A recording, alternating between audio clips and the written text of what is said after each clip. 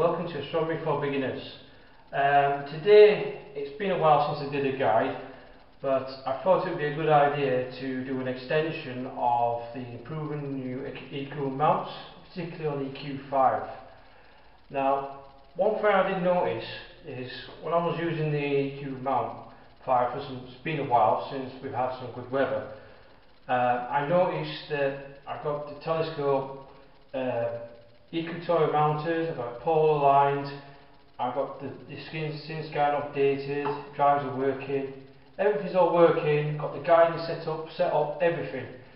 After guiding around about 2 to 3 minutes, I was starting to get some weird star trailing. Now, usually star trailing is where it's not quite polar aligned or drift aligned, and basically your stars go with elongated lines now, or streaks. However, what I was getting was like V-shaped sort of weird movements where the stars have been here and then they moved down or moved up and sort of zigzagged. Now, as I look closely into more perspective, I looked at something else that was causing the problem, and the biggest problem that I noticed is that after time to time I stripped out the EQ5 and noticed something totally different, and believe it or not, after I've looked closely I was quite horrified to what I saw. So what we're going to do is we're going to take a look at the EQ5.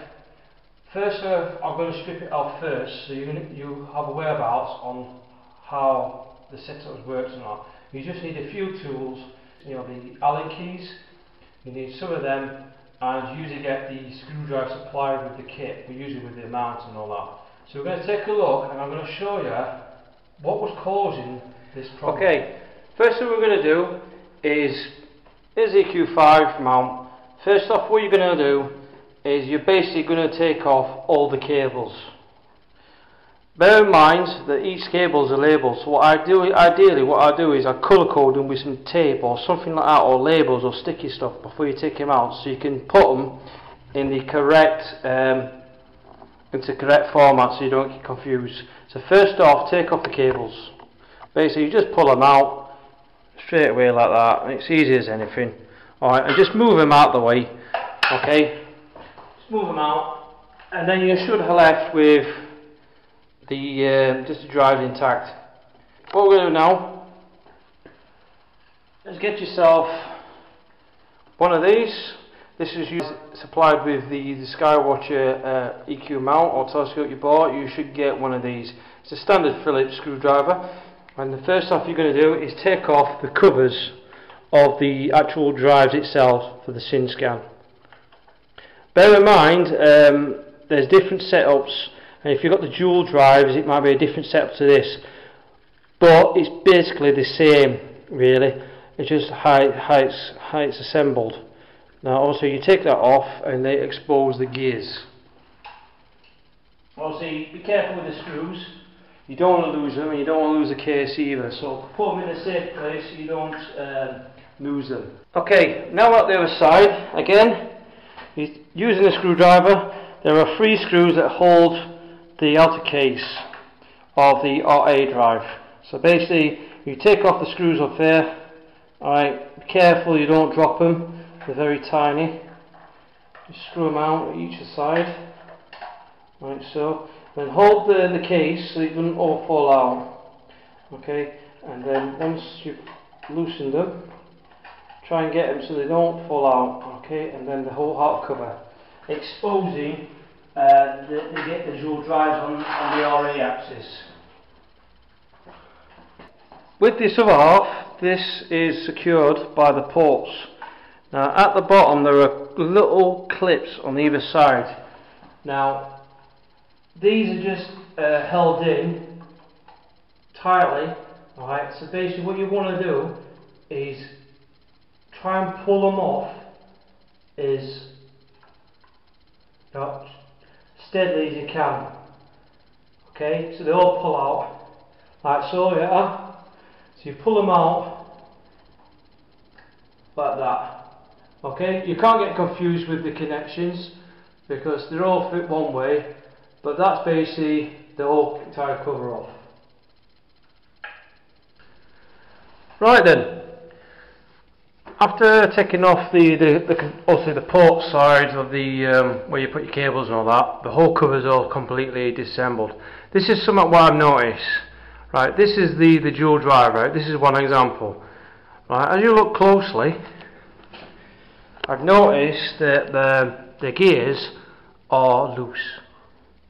All right. I don't know if you can see that. But just a little zoom in a bit. There seems to be a lot of free play there. A lot of free play. Now, you can see it's moving quite frantically. Now, this is what's probably the cause of it. Is that there's too much free play between the gears, and obviously this is what's doing this the effect. Now there's a lot of free play there, and I reckon that's what the problem was initially. It's same on the other side as well. Again, not as bad, but there's still some of that free play in there. Also, what I notice is that these drives, if you look on the top, is held in with one bolt. Now that bolt basically increases the gears, and I noticed that bolt here came slightly loose and obviously opened the gap on the gears. So if that bolt comes loose, alright, that's what was doing the effect, and there's a lot of slack there. Alright, and that was giving the some of the weird motions on the drive. So what we're going to do is basically going to take both drives off using just a few tools. Right, first off on the top, okay, get yourself a 5mm Allen key, alright, and then basically slacken this bolt off. Okay. Right, now slacken all the way off. You can see how it comes off really loosely. Right, you just slide it out. Okay, and then that exposes the motor drive itself. Right, the motor drive is off. Look at the free play here. Look at that. There's a lot of free play there. And again, I reckon what's happened here, you see that this bolt, this nut here, there's like a little grub screw here. There's a little grub screw here, and there seems to be a lot of play there, and that glove screw looks loose as well. Again, what's here? There's two main bolts and one centre bolt. Now what this is there's a worm drive inside here, and in this worm drive, this is what rotates the big gear for the declination axis. Alright, so basically what you're trying to do is I've noticed during time to time, as I mentioned before, a lot of the guys cover the EQ6 mount, is that the gap between the worm and the worm wheel itself do actually have increase in and out. So in the summer it will be increased more, so obviously expansion of the heat. So if there changes in temperature, those gears will expand. In cold winters, the gears will retract, or obviously when it gets cold. It's all to do with that, and that also affects the tracking as well. So what we're going to do is we're going to take off these bolts and have a look at the gears itself. Alright, so we're going to slacken these bolts off with a 5mm Allen key. Now I don't know what sort of condition they're going to be in, but and then you take the top ones here. Again, the top ones probably just need a quick crack from here. Now bear in mind this is going to fall off now.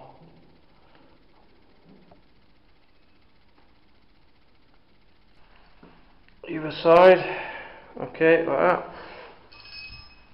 And then this worm drive should come out. Okay, we'll take them fully out. Take these one fully out.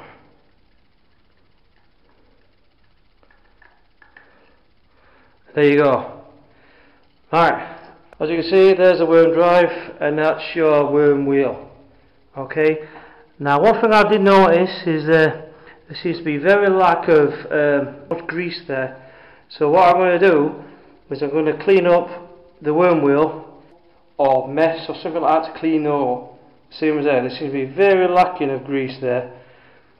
And again, you can see here, this bit here is where that small screw acts against the gap.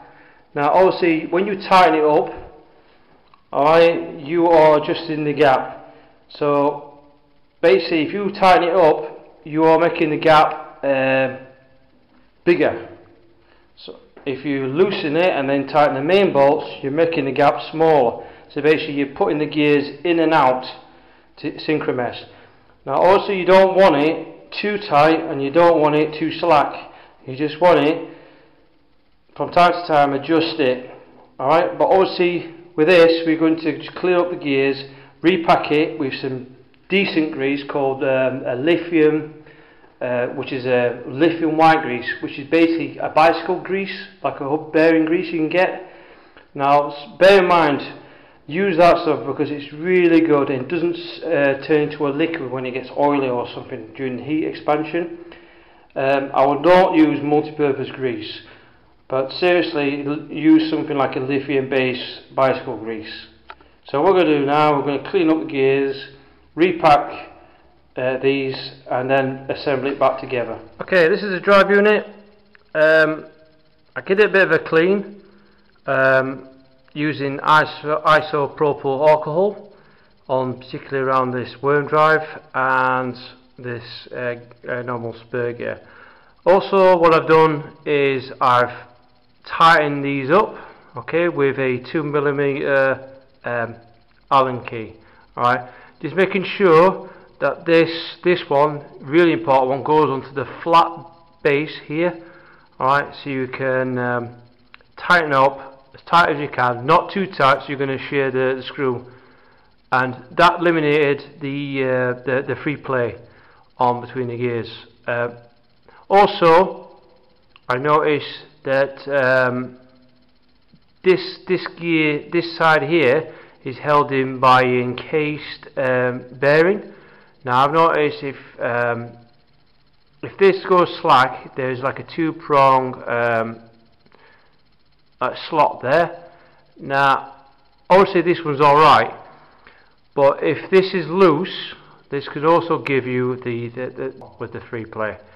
Now obviously this is not sliding in and out, alright, so this one's tight enough, but if it does, all you do is get a spanner, I believe it's around about 17mm spanner or something, to slacken this nut here, and then in this recess here get something like a screwdriver to try and turn it round enough so you don't get the free play in there. Also there's no free play in there. Once you've got it there, you just tighten it up from there and then that's tight. Okay, as simple as that. Now also I'm going to use the isopropyl alcohol is what you get. Alright, you could use a part of a lens cleaning kit and just get a little bit of a rag, get a few drops in there. Alright, I know it's a sheer waste, but use the cheap lens cleaning kits and just give that worm drive a good clean. Alright, give it a good clean. See all that crap is coming off there? Just give it a good clean and just keep doing it until you get as best as you can, get as much of the dirty old grease out. Rag thing, especially for absorbing oils and stuff, and I'll just use that there. You can use cotton buds, that also helps. Okay, but just keep going, keep working that through until everything is as clean as you can get it. Alright, it's not going to be 100%, but it's going to be better than having the old grease in there and the new grease. Alright, and what happens if you start mixing the old grease to the new grease, it will probably solidify and also makes the grease hard. Right, so you want to make sure as best as you can is get rid of this old horrible grease. Okay, once you start cleaning up the brass drive, you also need to clean up the worm gear drive. Again, using the same process, isopropyl alcohol, right, followed by like an oil absorbent cloth, or you try and get some Q-tips to try and clean it up. And again, you do the same process, dampen a bit of alcohol in there, alright, and just basically just go around and clean the gears as best as you can. Try and do it in an up and down sort of motion, and you should be getting loads of this dirty grease off. Alright, again, just keep doing it, keep working your way into it, so you start cleaning up as best as you can. Alright, try and get as much of that old grease as you can. You just slacken off the adjuster, and you should be able to just take off as much as you can on there, as best as you can. So I've noticed at the top there are two bolts on the top. Now you can't clean the entire worm gear at all without it, so ideally you need to take that off, right? So these two bolts here on the top, now if I don't know if you can see that, again using a 6mm, you take off these bolts off here. Alright, and it should free off the outer cover. Okay, and you keep taking it off. Now these are just fixed anyway, they're just normally fixed. Alright, they're tight, but you need to get 6mm and they should expose the entire spur ring. And again, this gives you much better access to the gears. As I mentioned before, try and clean up those gears as best as you can. The spur, obviously the worm wheel itself, it was a bit tricky, so obviously I've done away with the rag, and basically I'm going to use the toothbrush anyway. But I basically just nicked my wife's toothbrush, so also if she finds it missing in the morning, it'd be my fault. And also what I'm going to do is try and get as much of that grease as I can, and use a bit of alcohol, alright, and just keep brush off the old grease, and just keep going. Again, still a messy job, but I've noticed it's starting to get more of the crap now. Alright, and just keep doing that, keep working it way till you clear all that old grease. Again, see all the crap coming off. Oh, it's making it, oh, see, that's really good now. It's really getting it much cleaner now than just rubbing it in. So also I'm going to do the same, I'm going to clean this entire worm wheel, and I'm going to do the same for the dual drives. I should have done this sooner than later, but it's all coming out now, and I just keep rubbing it out, put some alcohol, and just keep going round, all the way round, until it's all completely free of the old grease.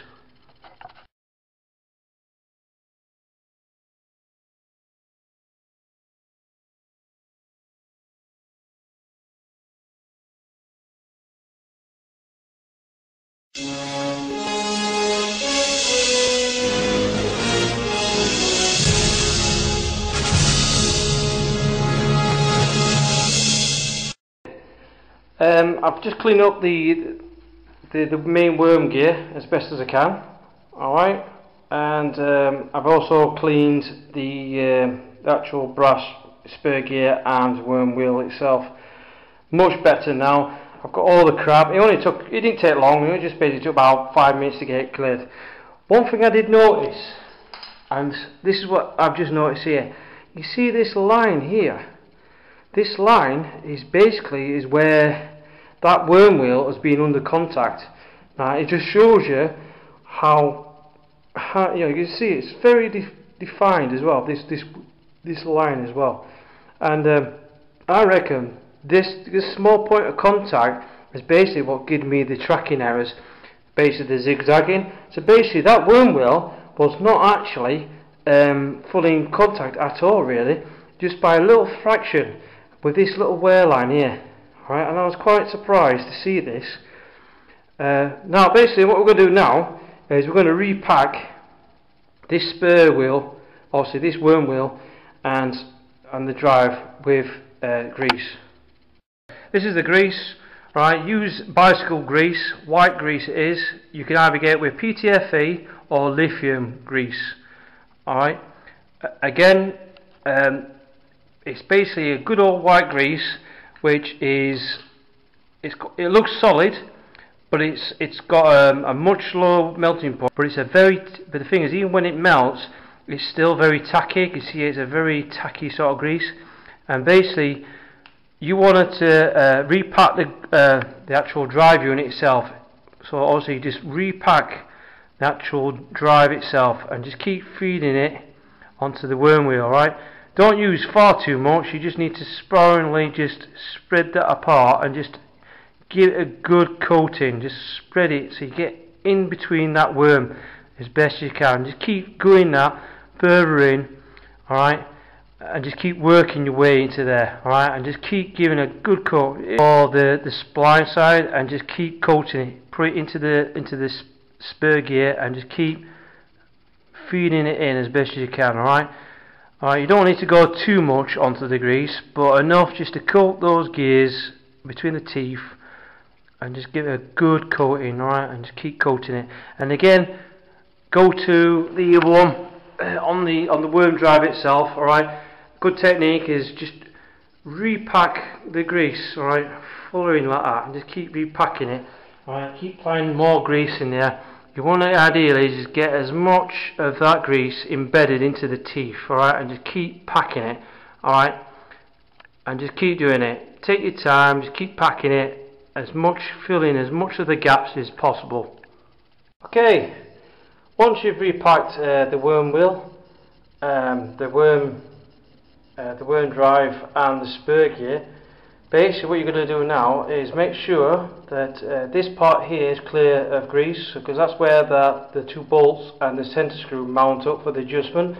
Make sure that's clear of grease, and then basically once you're happy, you basically put the top cover back on. Okay, back on. Alright, basically this flat string matches onto the bottom base here, so you basically put it together. Alright, with the two bolts, Allen bolts are here and here. Line it up, okay, and then you just tighten up these bolts here. Okay, and just tighten them up. Okay, just make sure you get them lined up so they screw in properly. Okay, just keep going in there, keep working away. Once they start screwing in, then start tightening them up. Tighten them up, don't grunge them on, but they just need to be tightish so they don't come saddle loose. Plate now back in, the dovetail plate now back secure. As I mentioned before, make sure that this is free of grease, right? There should be no grease in all that. If there is, just quickly grab a cloth, alright, and just wipe that area of grease. There should be no grease, because you don't want grease on the bolts or they'll come loose. Any grease that gets in the thread and they'll come loose, and then you're going to have a bit of an awful mess. Okay. Right, as I said before, this is what you should have. You should have your worm wheel and your spur gear coated with quite a bit of grease. Alright, it doesn't have to be too messy, but enough just to coat it with a good firm grease there. Alright, now bear in mind as you position this, alright, first off what I'm going to do is going to let it sit there naturally. Alright, just let it sit there naturally. And what you're trying to do is you're going to line up the actual bolts itself, right? Just line up the bolts first before you start screwing in, right? Put the top ones in there, right?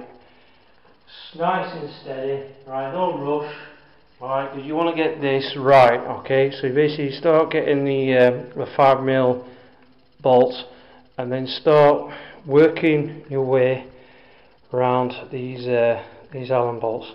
Just keep on slowly, bit by bit.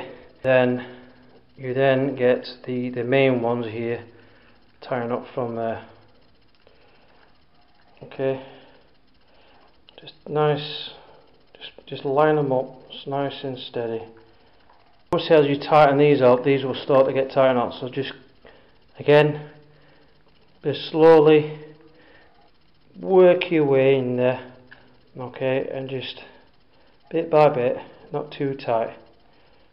You want to get the worm wheel embedded into the spur gear, alright, properly, so you don't get any free play.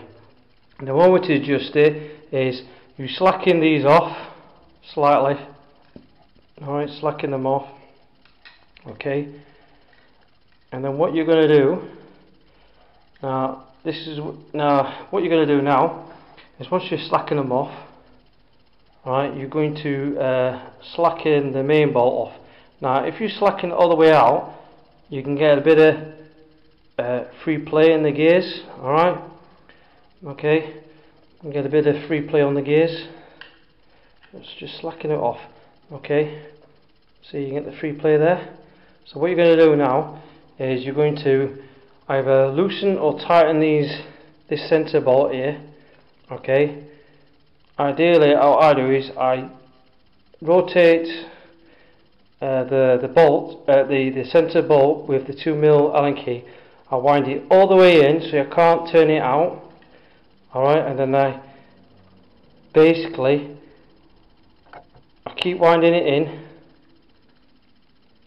I can't find no free play there, and then what I do is I then back it off slightly.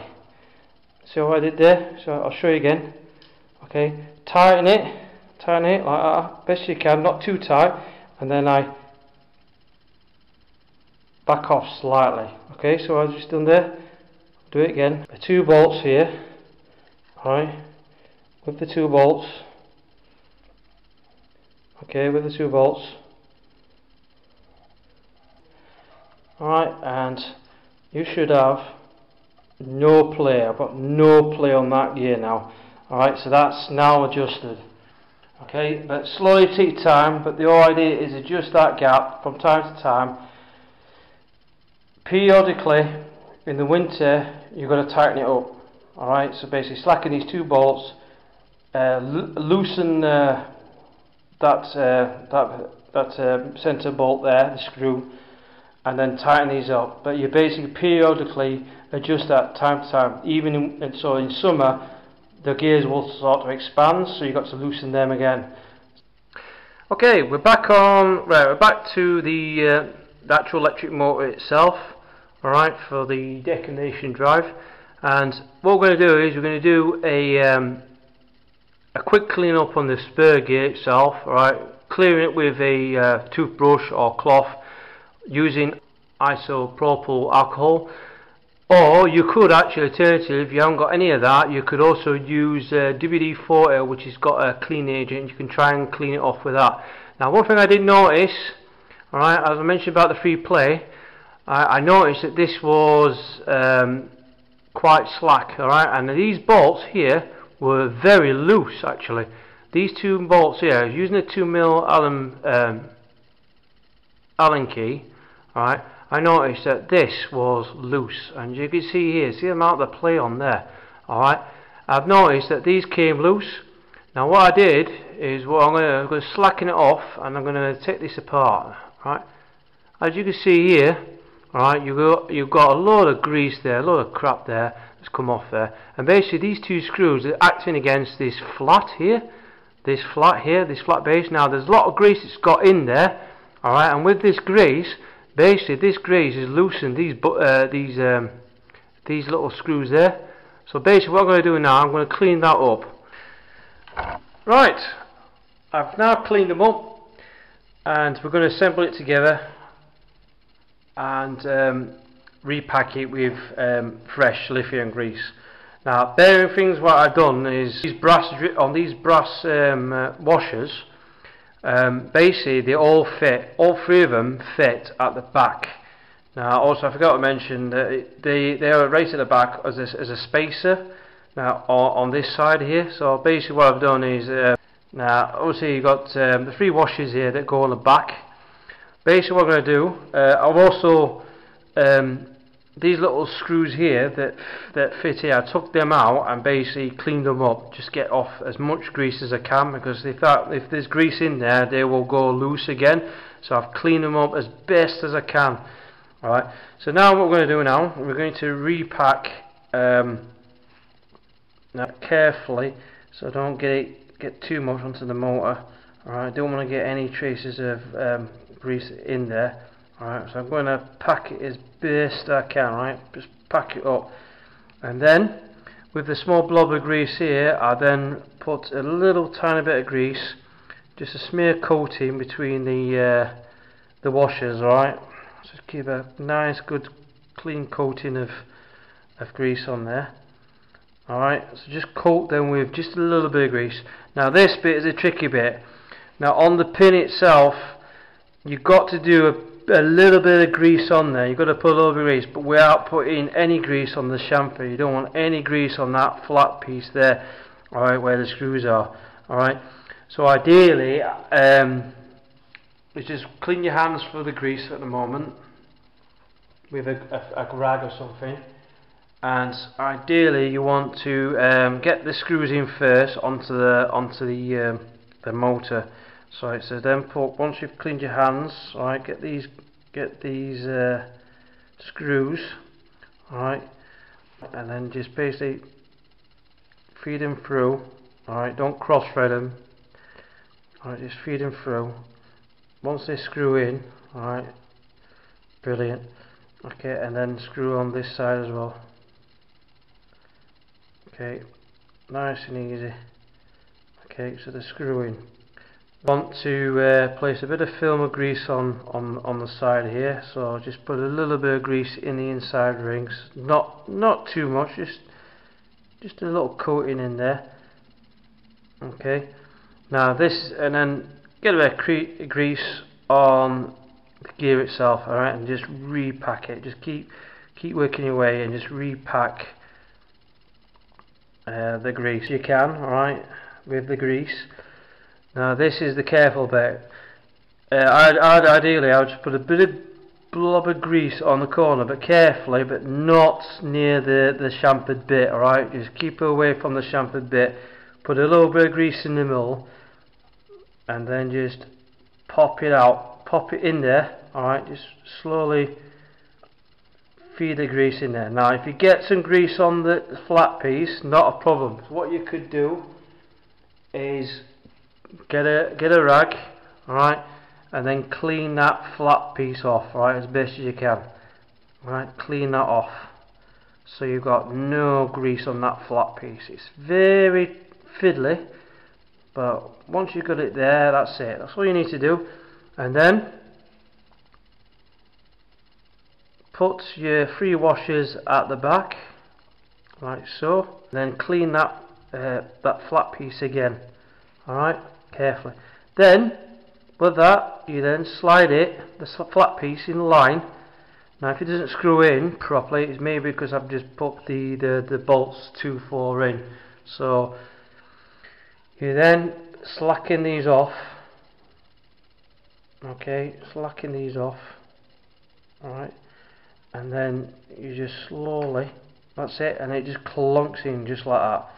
And then once you're happy, just make sure it's embedded with the small pinion drive. Just carefully tighten each one independently, each screw, bit by bit, alright, and then whilst putting a firm grip, you've got to put pressure on the gear pin itself, alright, put firm pressure, not too much, but just tighten them up, okay, tighten these up. Then once you're happy, right, you then do it nice tight as you can, not too tight, but tightest so you can't turn it anymore. Okay, now that you've done the actual motor drive and the gears all greased up, and the worm wheel and obviously the worm gear all fully greased up, you basically now want to put the motor drive back in. Alright, now there's no set fixed sort of adjustment for this. It's basically this motor drive just basically bolts on, alright, straight onto the edge on there, providing you make sure that you get the right bolt. Now this bolt has a O-ring and a washer right on there, right, so this is the bolt that you actually put the motor drive on. right, and it's only one bolt, which is weird really, because I thought it'd be around about 2 or 3 bolts holding this. So basically, providing you've got this piece here lined up in the centre of this, alright, you basically slide that in, you slide it on the top, and you bed it in. See how it beds in really, and then what you're going to do, you're going to put this bolt from the top, okay, I'm going to angle it up so you can see, and then you've got to make sure that you line this bolt up with the hole using the screwdriver, okay, and you're going to bed that in. Okay, so I'm going to get this screw here, alright, and I'm going to line it up, and I'm going to try and angle the motor so it's square. Alright, so if you have a quick shake and just basically just tighten it up, providing you get that motor as square as you can, and then you just tighten it up.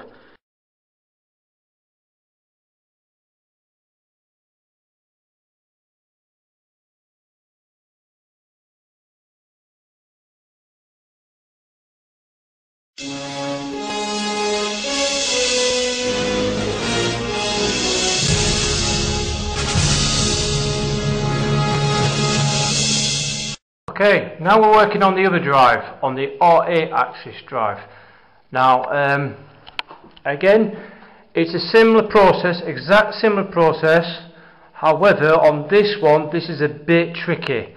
Now, as you notice, as you can see the bolts here for either side.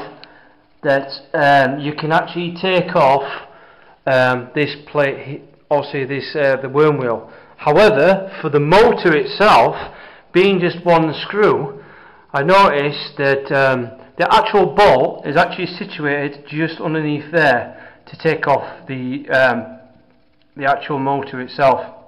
Now, ideally, it's a bit tricky. So what you do is, I would seriously take off these bolts off, the jacking bolts for your pole alignment. So take off these bolts there, right, fully out, okay, and making sure that once you've taken all this out, it will give you access to the bolt better. If it doesn't, I mean, you can just tilt it down, right, because once the bolts are fully out, you can then get access to the main bolt. Alright, and it takes a while. Honestly, it's a bit tricky.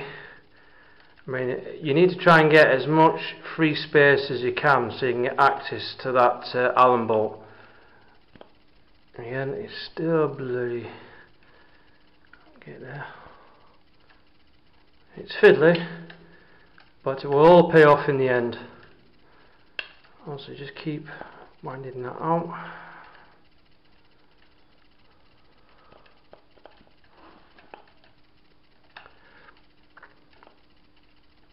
See, it's not easy when you've got a camera in your hand and I'm doing this at the same time. But just keep winding it all out, because you need to get access as much as you can. Alright. Okay, that's off.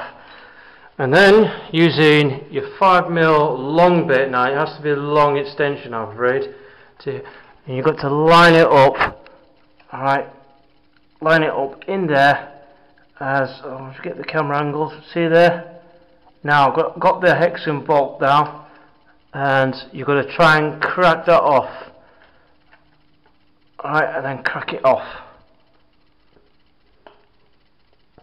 Now it's tight, but then once it's cracked off, that'll be the motor slacking off. Okay, I've got the RA axis motor drive off. Again, it's the same sort of setup with the 2 screws, the spline and all that. Just remember about the washers at the underneath, alright, they go a certain way too. Alright, so just make sure you get all that lined up properly. Alright, and this is the long bolt. Alright, this one's a bit more dominant than the other one. Again, it's got the O-ring and the washer there, so remember that arrangement. So when you put it back in, you get it in the right way. Again, it's exactly the same sort of format, alright, so I'm not going to go this through again on the other one. So it's exactly the same process. You take them again. Alright, you've still got your two bolts at the back. Alright, these two bolts here, one here and one here. Get round. Very easy. Particularly like that. Right, and then one here. Okay, you slacken them off, and again, same sort of process. Alright, at the bottom here is take these bolts off here, the one and the center, and it's exactly the same format. Alright, I'm not going to go too much in depth now because I showed you once on the other one as a prime example. If there's any other changes, I will let you know. Okay, I've taken the actual worm, obviously the worm screw. Okay, that's off. Again, it's exactly the same format as the RA axis, and you've got the actual gear itself.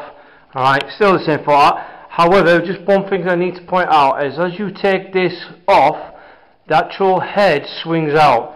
Now, I didn't expect that to happen, but it did anyway. It just basically went. So obviously just be careful if it does swing back. Get someone to actually hold the head while you take that off. Alright, it took me by surprise. I didn't expect it to just come off freely.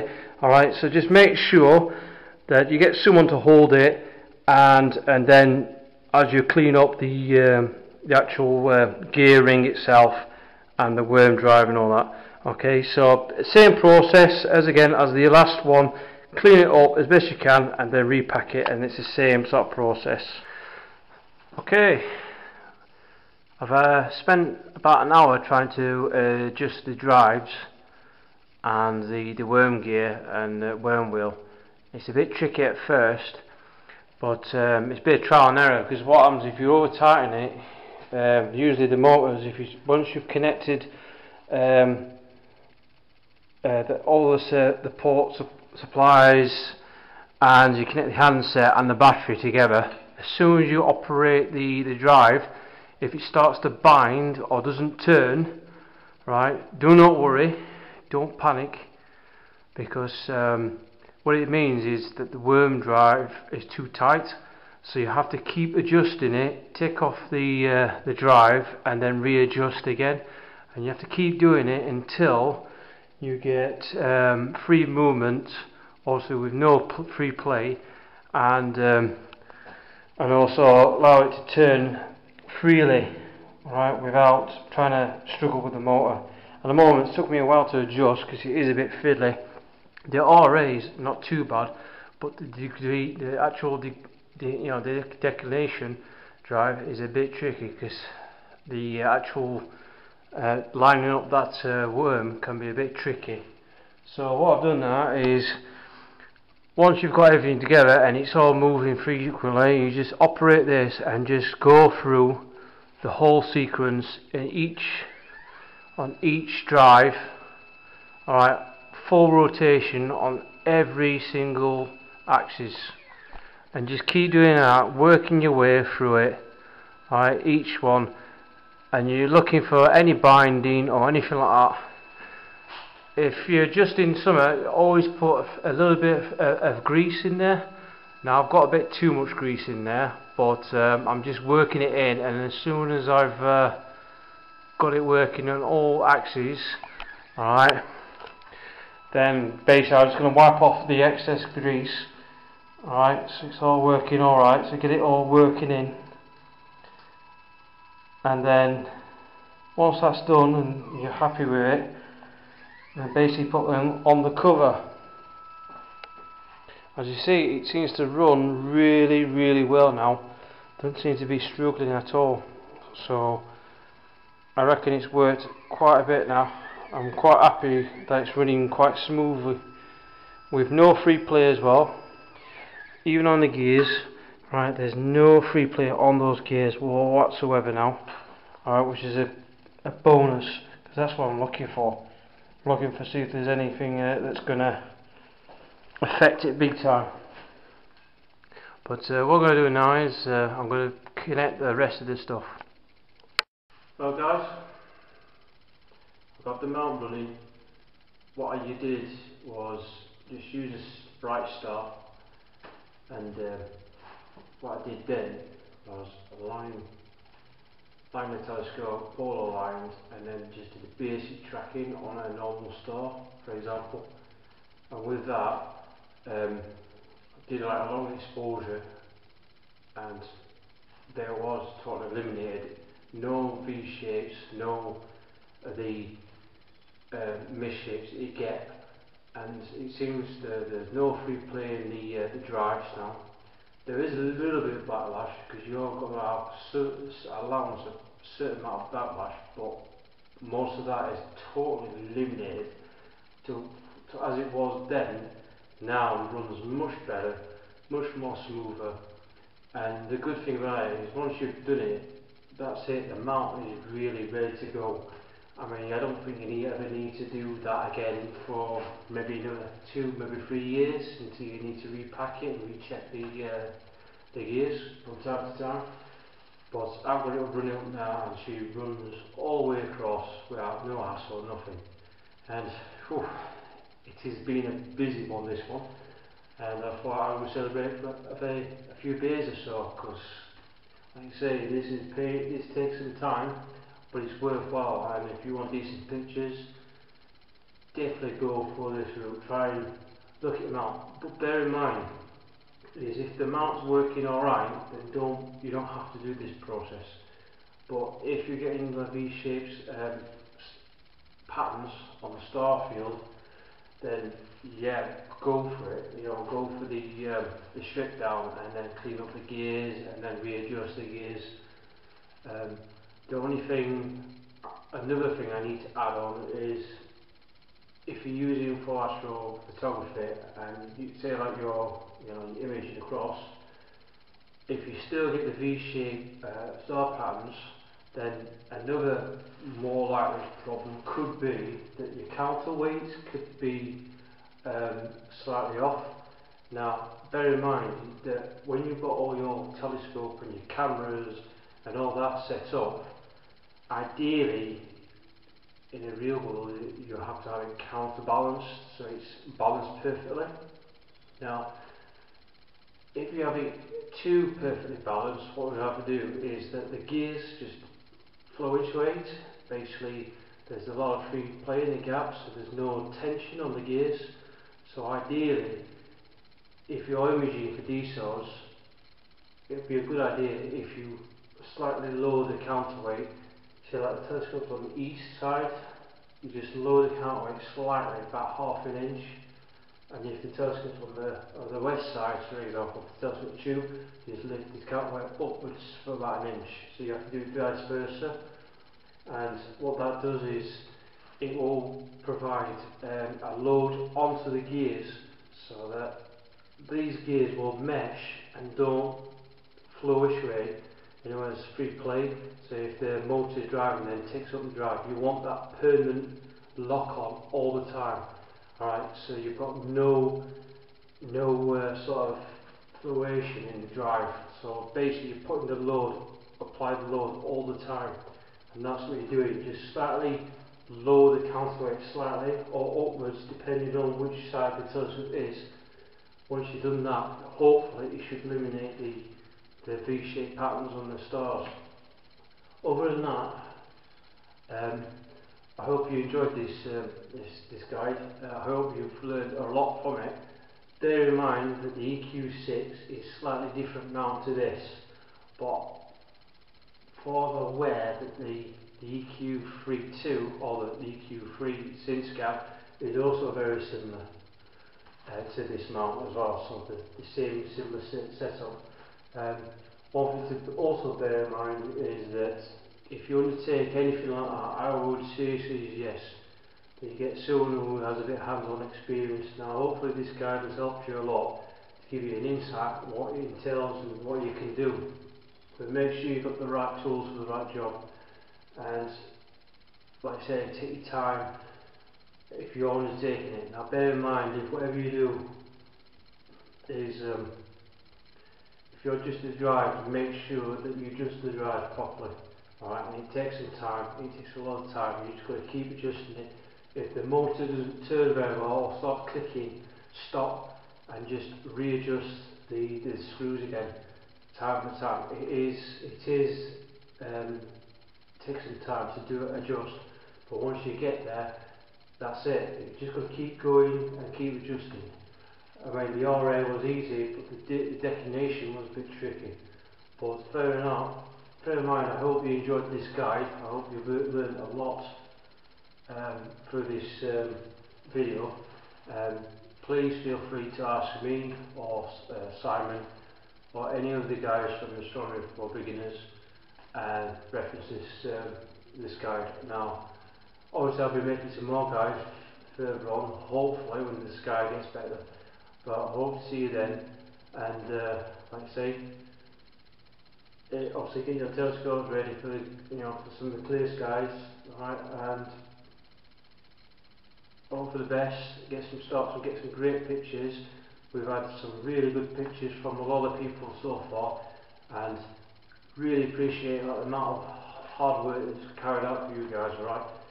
The more pictures being sent in there, the better. It makes the form much better. Help each other out. That's what it's all about. And I must admit, there's some really good some really good pictures out there being sent on the forum, and really appreciate that. There's a lot of great interest. Hope to see you soon. Hopefully, going to do a big guide basically on a complete astro imaging session on how I set up my telescopes and sort of my methods as well. It's going to be a big one, but hopefully, if I can get it made, it will be a great tutorial for the rest of you guys, alright, to help you out, alright. But hopefully, I've really learned a lot, and if you've got any questions, please feel free to ask me anytime, alright. And once again, clear skies.